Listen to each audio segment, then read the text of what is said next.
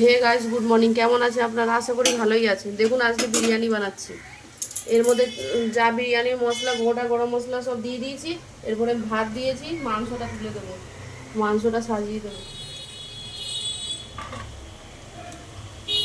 মাংসটা এইভাবে সাজিয়ে দেবেন, খেতে ভালো লাগবে। তারপরে আবার ভাত দেবো। আগে বিরিয়ানি মশলাটা দেবো।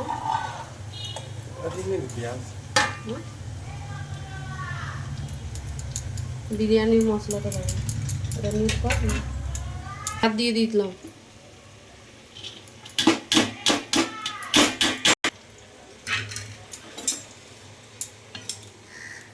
মাংসটা এখানে বানিয়ে রেখেছি, আলুটা তুলে দেবো। আলু দিয়ে দেবো। দেখুন গাইস, মাংস থেকে আলু কষে দিয়ে দিলাম। আলুটা সাজিয়ে নেব একটু।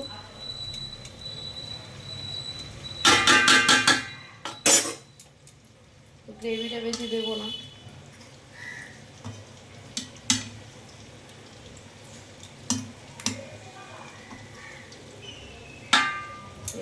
কষা খেয়ে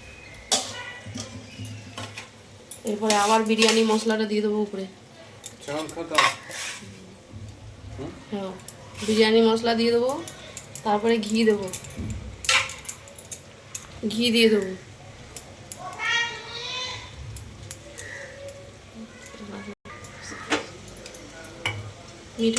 মিঠা আতকটা দুধের মধ্যে দেবো।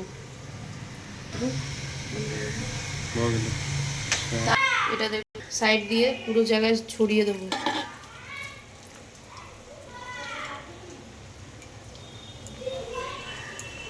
বেশি রিচ নয়, ঘরের বিরিয়ানি। হালকা করে নাড়িয়ে নেবো, তারপরে ঢাকা দিয়ে দেবো। দেখুন দেখুন গ্যাস মিক্স করে নিয়েছি। এরপরে ঢাকা দিয়ে দেবো। এরপরে কিছুক্ষণের জন্য দমে রেখে দেবো। ঢাকা দিয়ে দিলাম। 20 মিনিট হয়ে গেছে। এবার ঢাকাটা খুলে দেখে নেব।